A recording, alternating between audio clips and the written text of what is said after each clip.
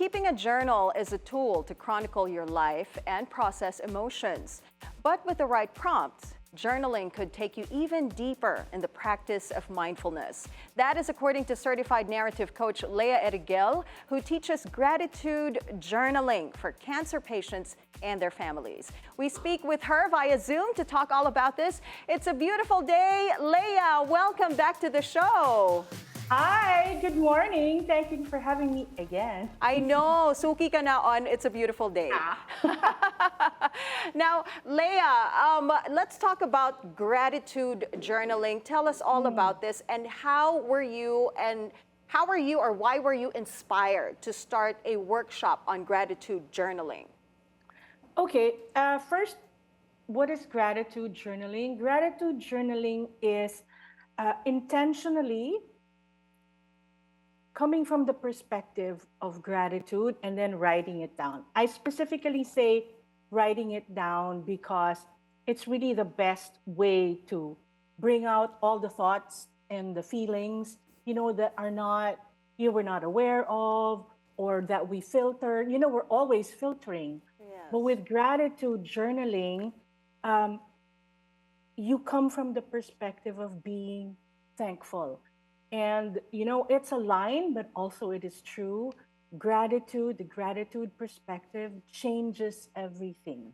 It changes the messy into calm. It changes the feeling or the thinking of being entitled to being privileged, which is, huge difference. Do you recommend gratitude journaling every day or just every other day? What do you recommend? Oh, I recommend gratitude journaling. In fact, there is research that says, and for everyone watching, I would like you to I want to invite you to try this. They say that if you practice gratitude journaling every day for 21 days, simply write down 3 things you're grateful for every day, your positivity will heighten.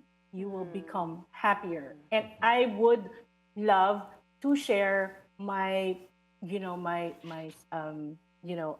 socials so that, if there's someone who after 21 days will say, nothing happened, naman, I would love to hear. And of course, at the same time, I would love to hear, wow, that was something. So that's why it's called a practice, because it has to be consistent. Mm-hmm. Right. Yeah, it has to come to a point na terrible things are happening right now. I'm really feeling anxious.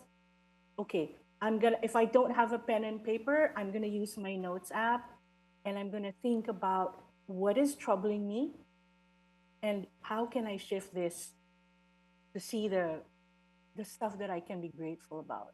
Yeah, there's actually also a journal app on the phone that people could use. Right, but then, of course, yes. Leah, we talk about journaling a lot now. It feels like we talk about it more simply because of the fact that the conversation about mental health feels less taboo, more accessible. Some people say, grabe, game changer talaga yung journaling. But personally, I feel like it's just something that not a lot of people have paid attention to in the past. And when people start to journal, you mentioned after 21 days, you see an increase in positivity.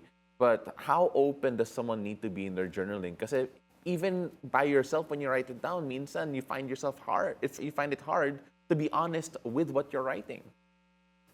Okay, here's the thing. When it comes to mental health issues, it usually comes from overthinking. And when we overthink, we have a tendency to want perfection, want control. And overthinking can lead to, like I said, the feeling of entitlement. Overthinking can lead to self-pity. Overthinking leads to stress and anxiety. Now, what happens when you do gratitude journaling? Number one, sa'yo lang naman yan. So, it can be a gentle, kind practice of starting, kahit bullet points lang. Beautiful day. I smelled the rain.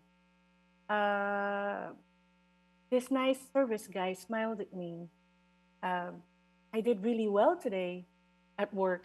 You know that I did really well today at work can be very challenging because we're so good at being grateful for so many other things, but being grateful about ourselves, that can be a challenge. And gratitude journaling can help you um, simply put everything that's in your head and everything that's in your heart, and you just say simply thank you.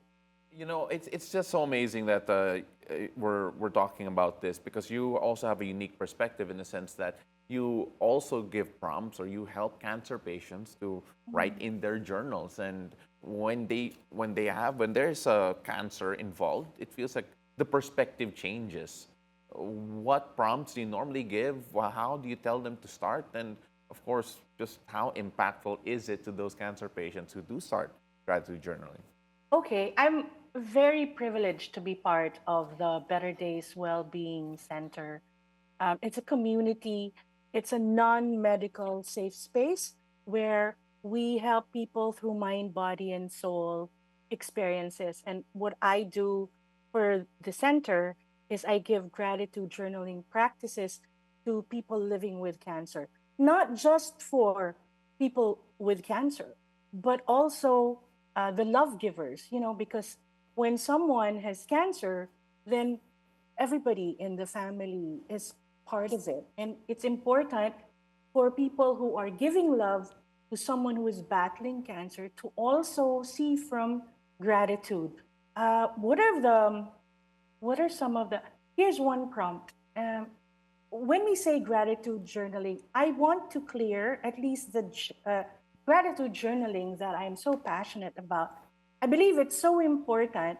First, you acknowledge the difficult, you acknowledge the messy. Because when you acknowledge the difficult stuff, it stops becoming the elephant in the room. Doon ang gagaling yung stress natin eh. So when we acknowledge this is something that is difficult for me, and then you find a way to say, if this happened to me, how did it happen for me?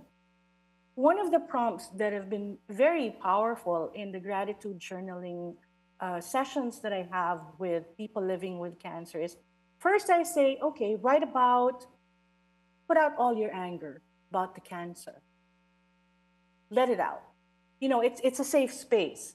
So I'm able to make salo in case, it becomes challenging for others. And then the thing is, once nailabas na nila, their anger, their frustration, their fears, and then I say, okay, now all of that, see from the perspective of gratitude. How did cancer happen for you? And the answers from the room have been really, really very powerful. They come from, my career could have been like this. I was already a prime of my career, all of that. And then now and then when they shift, they say, but I realized that the cancer helped me to be closer to God. The cancer helped me to be closer to my family. And eventually, we came up with a book called Heal Strong, which is the story of 10 very, very strong and very inspiring people, love givers and cancer warriors and thrivers. It's their cancer story. And all of them say, thank you. Thank you for the cancer. Miss Leah, when you are in that situation, when you are a cancer patient, or if your loved one, if someone from your family is suffering from cancer, it's so hard to have that feeling of gratitude. Di ba? Parang ang hirap maghanap ng reason to be thankful. And when that happens to the people that you coach about journaling, gratitude journaling, what do you usually tell them? How to see past the pain, the suffering, and see things that they can be thankful for and write them on the journal. What do you say to them? And also, what advice do you give for them to continue this gratitude journaling even after your workshop or even after the cancer patient has passed, their families continue to find gratitude, what is the advice that you give? Okay, what I usually say is when you're angry, when you're anxious, when you're stressed, when you're angry about your cancer or anything that's really, really painful happening in your life, what is that like for you? It's dark. It's heavy energy. But the thing is, it's the same energy that you can shift to see what is happening for me. So if it's a choice of staying in the dark or finding the light, and when I say light, easier. It doesn't mean, okay, so I'm not going to grieve about my cancer anymore. I'm not, no. The thing is, usually we get stressed because we think that life is in the binary. I'm either happy or not. I'm either grieving or not. No. The truth is, life becomes lighter when we see that most things happen in the gray. We can still continue to be sad and find a way to be grateful. It's the same energy. So why don't we shift to where it's lighter and still have that? We are a mix of nuances.